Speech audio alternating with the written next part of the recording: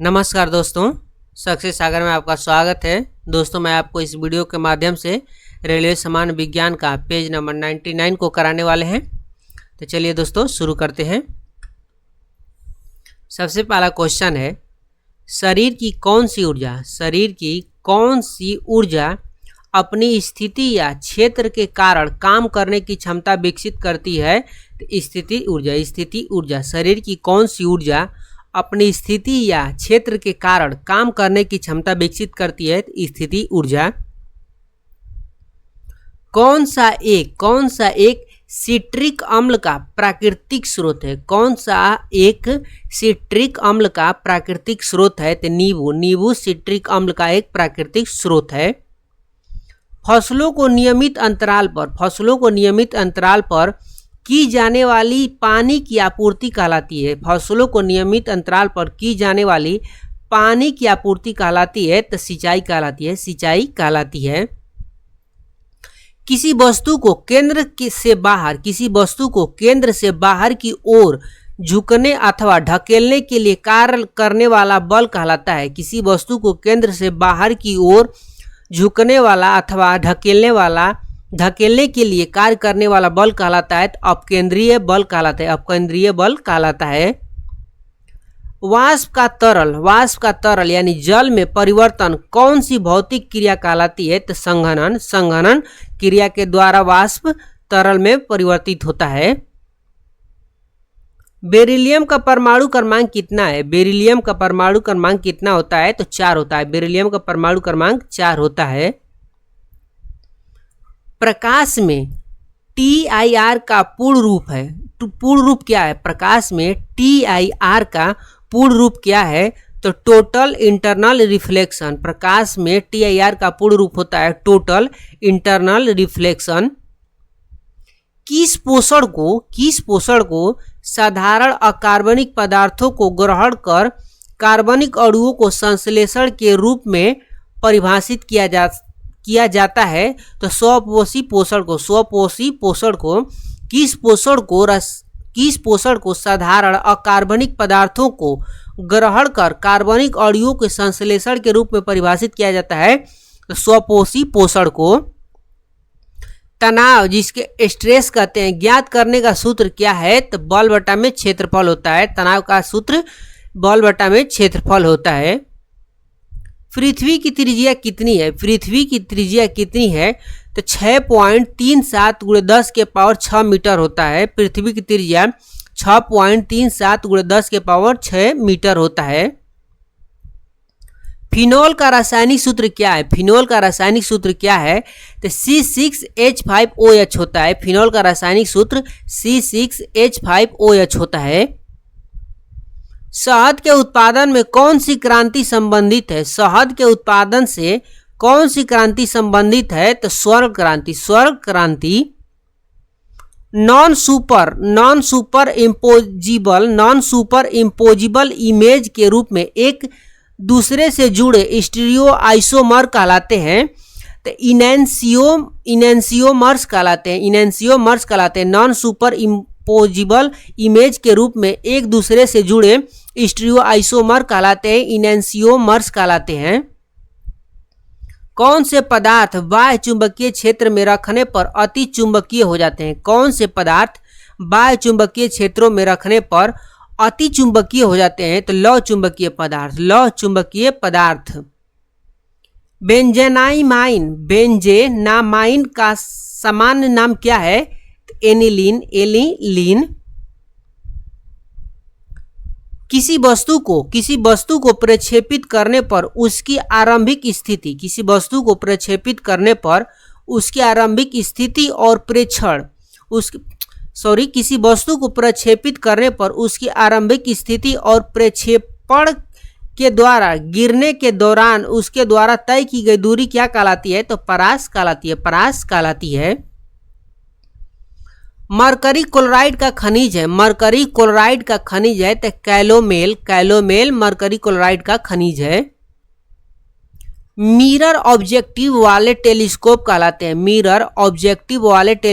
कहलाते हैं। तो परावर्तक टेलीस्कोप कहलाते हैं। द्वितीयक जाइलम के हल्के रंग वाले बाह्य क्षेत्र को किस नाम से जाना जाता है? तो सैपवुड के नाम से जाना जाता है, सैपवुड के नाम से जाना जाता है।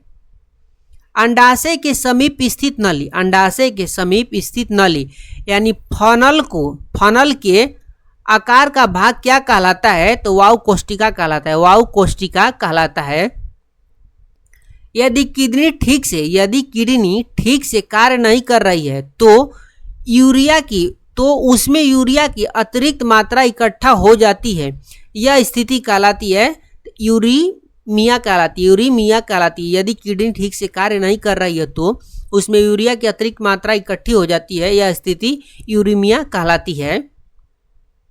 जब दोलक पर आरोपित प्रत्येक बल दोलन की वास्तविक आवृत्ति के बराबर हो जाए, जब दोलन पर आरोपित प्रत्येक बल दोलन की वास्तविक आवृत्ति के बराबर हो जाता है तो दोलन के आयाम में हुई वृद्धि कहलाती है, तो अनुनाद कहलाती है। जीवित प्राणियों में रासायनिक बॉन्ड के रूप में ऊर्जा के भंडार पाए जाते हैं, ऊर्जा के यह रसायन कहलाते हैं एडिनोसिन ट्राइफॉस्फेट। जीवित प्राणियों में रासायनिक बॉन्ड्स के रूप में ऊर्जा के भंडार पाए जाते हैं, ऊर्जा के यह रसायन कहलाते हैं एडिनोसिन ट्राइफॉस्फेट कहलाते हैं। नेक्स्ट है वह कौन सा पदार्थ है जो उत्प्रेरक की अभिक्रिया को बढ़ा देता है? वह कौन सा पदार्थ है जो उत्प्रेरक की अभिक्रिया को बढ़ा देता है? तो वर्धक उत्प्रेरक की अभिक्रिया को बढ़ा देता है। किसी विरल माध्यम में कम मात्रा में इलेक्ट्रोलाइट की उपस्थिति में किसी अवक्षेप को हिलाकर कोलाइडी विलयन में परिवर्तित करने की प्रक्रिया क्या कहलाती है? तो पेप्टीकरण कहलाती है। किसी विरल माध्यम में कम मात्रा में इलेक्ट्रोलाइट की उपस्थिति में किसी अवक्षेप को हिलाकर कोलाइडी विलयन के रूप में परिवर्तित करने की प्रक्रिया पेप्टीकरण कहलाती है। किसी धातु के जल से एक इलेक्ट्रॉन को मुक्त होने के लिए ऊर्जा की न्यूनतम आवश्यक मात्रा क्या कहलाती है? किसी धातु के जल से एक इलेक्ट्रॉन को मुक्त होने के लिए ऊर्जा की न्यूनतम आवश्यक मात्रा क्या कहलाती है? तो कार्य फंक्शन कहलाती है। तृतीयक कोयले को किस नाम से जाना जाता है? तो भूरा कोयला के नाम से जाना जाता है। तृतीयक कोयले को भूरा कोयला के नाम से जाना जाता है। पत्तियों में वाष्पोत्सर्जन की क्रिया मुख्यतः किसके द्वारा संपन्न होती है? पत्तियों में वाष्पोत्सर्जन की क्रिया मुख्यतः किसके द्वारा संपन्न होती है? एस्टोमेटा के द्वारा। सूर्य की आंख से दिखाई पड़ने वाली परत कहलाती है, तो प्रकाश मंडल कहलाती है। सूर्य की आंख से दिखाई पड़ने वाली परत प्रकाश मंडल कहलाती है। किसी अवकारक मिश्रण के प्रति इकाई आयतन में प्रति सेकेंड संघटनों की संख्या कहलाती है, तो संघट्य आवृत्ति। किसी अवकारक मिश्रण के प्रति इकाई आयतनों में प्रति सेकेंड संघटनों की संख्या कहलाती है, तो संघट्य आवृत्ति। सूर्य के वातावरण का बाह्यतम परत कहलाता है, तो आभा मंडल। किसी विधि में पुनर्योगज डीएनए को जंतु कोशिकाओं के नाभिक में सीधे प्रविष्ट किया जाता है। किस विधि में पुनर्योगज डीएनए को जंतु कोशिकाओं के नाभिक में सीधे प्रविष्ट किया जाता है? तब माइक्रो इंजेक्शन के द्वारा। डेक्सट्रोज को समान रूप में किस नाम से जाना जाता है? तो ग्लूकोज के।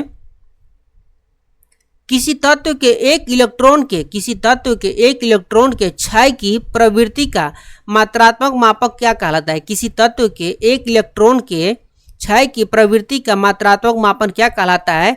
आयनीकरण तापीय धारिता। आयनीकरण तापीय धारिता। एक अणु द्वारा बिना टक्कर के तय की जाने वाली औसत दूरी कहलाती है। तो माध्यमान मुक्त पथ, एक अणु द्वारा बिना टक्कर के तय की जाने वाली औसत दूरी कहलाती है। तो माध्यमान मुक्त पथ। कंकाल की मांसपेशियों को कहा जाता है, कंकाल की मांसपेशियों को कहा जाता है तो रेखीय मांसपेशियां। पौधों में दिन और रात के प्रति पाए जाने वाले संवेदना का गुण कहलाता है। पौधों में दिन और रात के प्रति पाए जाने वाली संवेदना का गुण कहलाता है फोटोपीरिडिज्म। किसी तंत्र में कणों की अव्यवस्थिति गति के औसत माप क्या कहलाता है? किसी तंत्र में कणों की अव्यवस्थित गति के औसत का माप क्या कहलाता है? तो ताप कहलाता है। क्षय रोग और टीबी रोग किसके कारण होता है? तो बैक्टीरिया के कारण। क्षय रोग और टीबी रोग किसके कारण होता है? तो बैक्टीरिया के कारण होता है। घर्षण के कारण एक दूसरे के संपर्क में दो सतहों की सापेक्ष गति। घर्षण के कारण एक दूसरे के संपर्क में दो सतहों की सापेक्ष गति संघर्ष कहलाती है। घर्षण के कारण एक दूसरे के संपर्क में दो सतहों की सापेक्ष गति संघर्ष कहलाती है। कोशिका के नाभिक की खोज किसने किया था? तो रॉबर्ट ब्राउन ने किया था। बर्फ का नमक होता है तो 273.15 के होता है। बर्फ का नमक होता है 273.15 के। लाल मिट्टी का लाल रंग किसके कारण होता है? तो फेरिक ऑक्साइड के कारण।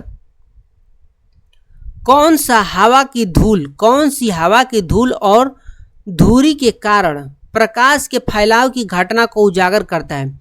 कौन सा हवा की धूल और धुरी के कारण प्रकाश के फैलाव की घटना को उजागर करता है? तो टिंडल प्रभाव। परमाणु केंद्र में परमाणु संख्या किसकी कुल संख्या होती है? परमाणु केंद्र में परमाणु संख्या किसकी कुल संख्या के बराबर होती है? तो प्रोटॉनों की संख्या के बराबर होती है। इस पेज में इतना ही था। अब देखेंगे नेक्स्ट पेज 100 को। तब तक के लिए जय हिंद।